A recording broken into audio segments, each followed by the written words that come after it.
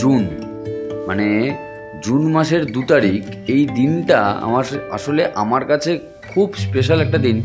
কারণ পরিষ্কারভাবে যদি বলতে যাই না, আমার জীবনের অর্ধেকটা, আমার ভেতরে, আমার মনের, আমার সব কিছুর অর্ধেকটা নিয়ে যে মানুষটা আছে, এই যাকে দেখছো হাতে তালশ্বাস নিয়ে দাঁড়িয়ে আছে, আমার স্ত্রী, আমার অর্ধাঙ্গিনী, আমার ভালোবাসা, আমার সব কিছু। তো শিপ্রার হচ্ছে আজকে বার্থডে। তো যদিও আমি আজকে ভয়েস দিচ্ছি, আজকে ওর বার্থডে নয়, অনেক দিন হয়ে গেছে। আজকে মাঝখানে অনেকগুলো দিন পেরিয়ে গেছে, আমি ভিডিওটা দিইনি। তার কারণ কি, সেটা এরপরের যে ভিডিওগুলো আসবে সেগুলো দেখলে তোমরা বুঝতেই পারবে যে আমাদের বাড়ির অবস্থাটা আসলে কী। কারণ বাড়িতে আবার কাজ হচ্ছে। তো তোমরা অনেকে ভাবতেই পারো যে বাড়িতে কাজ কি শেষ হয় না, সারা জীবন ধরে দেখছি বাড়ি হচ্ছে। তো আমি এখানে কিছু এখন বলবো না, কারণ এই ভিডিওটা আমার অন্য একটা বিষয় নিয়ে ভিডিও বানানো।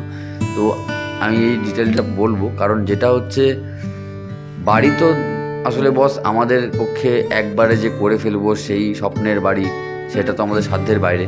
কারণ আমাদের মতো ফ্যামিলিতে, আমাদের মতো পরিবারে আমরা যেভাবে চলি আর কি, বা আমাদের মতো আরও যারা যেইভাবে জীবনযাপন করে, তাদের পক্ষে সম্ভব নয় আজকের দিনে দাঁড়িয়ে নিজের একটা স্বপ্নের বাড়ি হঠাৎ করে ইচ্ছা হলো আর বানিয়ে ফেলা। তো যাই হোক, বাড়ির কাজ চলতে থাকবে, সারা জীবন পড়ে আছে তার জন্যে। তবে মাঝে মাঝে যে এই দিনগুলো, সেই দিনগুলোকে একদম আরও বেশি মেমোরেবল করে রাখার একটা উচিত আমার মনে হয়। এবং আমার কাছে তো এটা বিশেষ প্রায়োরিটি বলে মনে হয়, যে কারণ নিজের পছন্দের মানুষটার জন্মদিন বলে কথা, বার্থডে বলে কথা, সেই দিনটা উদযাপন না করলেই নয়, এবং সেটা সারপ্রাইজ দিয়ে। আসলে সারপ্রাইজটা অ্যাকচুয়ালি অন্যরকম হয়ে গেছে। কারণ তোমরা দেখে মনে করতে পারো যে বাড়িতে কোনো রকম ডেকোরেশন নেই, বেলুন দিয়ে সাজানো নেই, আর এই যে দেখছো এটাও একটা স্পেশাল মানুষ। তো আসলে কি করে সারপ্রাইজটা এরকমই যে আমি ছিলাম কাজে।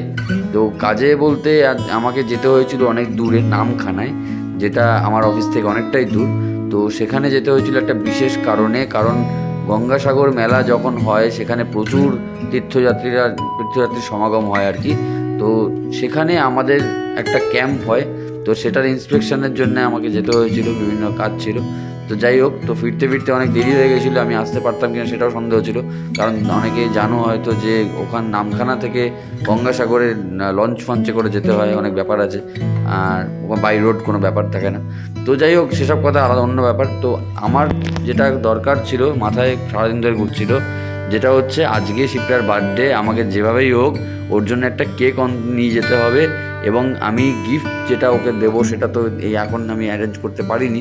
তো সেটা আমি ওকে এমনিই দেবো, যেটা ওর কাজে লাগবে। ওর খুব শখের, খুব পছন্দের একটা জিনিস ওকে আমি বানিয়ে দিতে চলেছি আগামী দিনে। সেটা তোমরা অন্য ভিডিও, এর পরের ভিডিওগুলো দেখতে পাবে। তো বাড়িতে রীতিমতো তার জন্য তোড়জোড় কাজবাজ শুরু হয়ে গেছে। আর এখানে কেকটা খুব সুন্দর ছিল, সেটা শিপ্রা আমাকে পরে বললো। আর এই হচ্ছে আমার শালাবাবু। যাই হোক, শালাবাবু বললে আমার জিনিসটা অনেক রকম মনে হয়। তো হচ্ছে আমার শ্যালক, মানে ওর তো নিজের কোনো দাদা বা ভাই নেই, এটা ওর মাসির ছেলে, তো হিসাবে তাই হলো। তো যাই হোক, এখানে বাবু ওকে কেক খাইয়ে দিচ্ছিল। আর কেকটা খুব পছন্দ হয়েছিল সত্যি, মানে আমি তাড়াহুড়ো করে এত সুন্দর একটা কেক হঠাৎ করে কিনে নিয়ে চলে গেছি। খুব ভালো লেগেছে আমার এটা দেখে। তো আমার সত্যি খুব ভালো লেগেছে যে আমি কেকটা না নিয়ে যেতে পারলে জানি না কী হতো, কারণ এতগুলো মানুষ আমাকে দেখে, মানে আমার জন্য ওয়েট করছিল। তো দেখে সত্যিই খুব খারাপ লাগছিলো যে আমার জন্য এতগুলো মানুষ অপেক্ষা করে আছে, আমি এত দেরি করে ফেললাম। আর কেকটা মানে সত্যি কথা, যতই ভালো হোক, মিয়ামোড় থেকে নেওয়া ছিল, বুঝতেই পারছো, বক্সটা দেখেছো আশা করি তোমরা। তো এই কেকটা না, মানে আসলে সেদিন ওয়েদারটা এত গরম ছিল যে কেকটা ক্রিমি একটা কেক, তো গলে যাচ্ছে বারবার। বাটারস্কচ একটা ফ্লেভার ছিল, তো বাটারস্কচ এমনি শিপ্রার খুব ফেভারিট একটা ফ্লেভার। তো আমি সেই জন্য নিয়ে গেছিলাম। তবে এর আগের বছর, গত বছর আর কি, তো শিপ্রার রেড ভেলভেট কেক দিয়ে বার্থডে সেলিব্রেট করা হয়েছিল। যাই হোক, তো ওর রেড ভেলভেট কেকটাও খুব পছন্দের, আমি জানি। তবে এই বছর আমি ইচ্ছা করি বাটারস্কচ কেকটা নিয়ে গেলাম, এটাও ওর পছন্দের আমি জানি। তো ওর কিন্তু সত্যিই খুব ভালো লেগেছে। আর মা তো তার মধ্যে, বুঝতেই পারছো, এলাই ব্যাপার। কারণ এটা কিন্তু আমাদের বাড়িতে হচ্ছিল না, কারণ ও ওইখানে চলে গেছে, মানে ওদের বাড়িতে আর কি, যেটা আমার শ্বশুর বাড়ি বলতে পারো। তো ওখানে চলে গেছিলো, ওখানেই আমরা সেলিব্রেট করেছি। আর আমি একবারে অফিস থেকে ফিরে ডিরেক্ট ওখানেই গেছিলাম।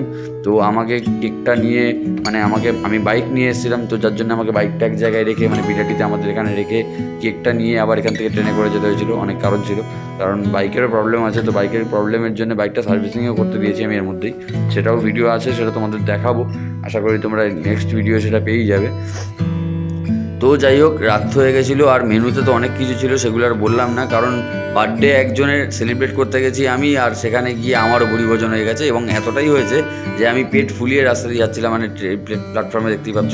আর অনেক রাত হয়ে গেছিলো, লাস্ট ট্রেনে আমরা বাড়ি ফিরছিলাম। কারণ লাস্ট ট্রেনে বাড়ি ফিরছিলাম এই কারণেই যে আমাদের বাড়িতে গিয়েও আরও অনেক কাজ ছিল, আর দ্বিতীয় কথা পরের দিন সকালবেলা মিস্ত্রি আসার ছিল অনেক কাজের জন্য।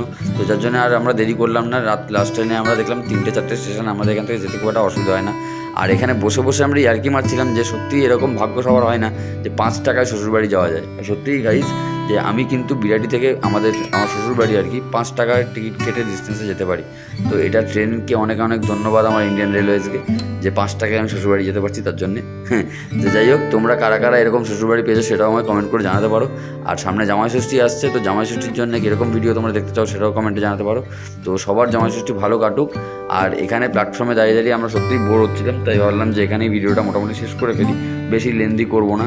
আর এবছর শিপ্রার বার্থডে কিন্তু বেশি হাইলি সুন্দরভাবে বেশি কিছুভাবে সেলিব্রেট করা হলো না, কারণ এবছর কিন্তু আমাদের অনেক ভাইটাল একটা কাজ চলছে, যেটা তোমরা সামনের ভিডিও দেখতে পাবে। কোনো চ্যানেলটা সাবস্ক্রাইব না করলে সাবস্ক্রাইব করে দিও। চলো দেখা হচ্ছে পরের ভিডিওটা।